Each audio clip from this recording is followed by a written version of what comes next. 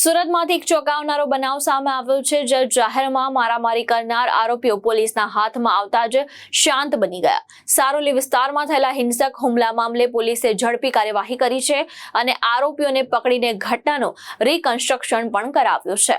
સુરતના સારોલી પોલીસ સ્ટેશનની હદમાં મારામારી અને વાહનોમાં તોડફોડની ઘટના સામે આવી હતી। માહિતી મુજબ બોલેરો પિકઅપના અકસ્માત બાદ બે લોકોને i20 કારમાં સવાર ડ્રાઈવર અને તેમના પુત્ર પર હુમલો કર્યો। હુમલાખોરોએ ફરિયાદીના પતિ પર લાકડીઓ તેમજ ઢીકા મૂકી વડે હુમલો કર્યો હતો। એટલું જ નહીં, i20 કાર પર પથ્થરમારો કરીને ગાડીના તમામ કાચ તોડી નાખવામાં આવ્યા હતા। ઘટનાની ગંભીરતા જોતા સારોલી પોલીસે તાત્કાલિક કાર્યવાહી હાથ ધરી અને માત્ર ગણતરીના કલાકોમાં 4માંથી 3 આરોપીને ઝડપી પાડ્યા।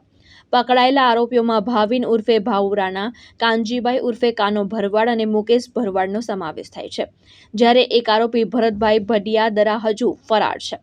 પોલીસે આરોપીને ઘટના સ્થળે લઈ જઈ રિકન્સ્ટ્રક્શન કરાવ્યું, જ્યાં આરોપીઓ હાથ જોડી અને કાન પકડી લોકો પાસે માફી માંગતા નજરે પડ્યા। સાથે જ પોલીસે તેમને જાહેરમાં કાન પકડી ઉઠક બેઠક પણ કરાવી, જે ઘટનાનો વિડીયો પણ ચર્ચાનો વિષય બન્યો છે। ભાવેશ ઉપાધ્યાય, દ્રષ્ટિકોણ ન્યૂઝ, સુરત।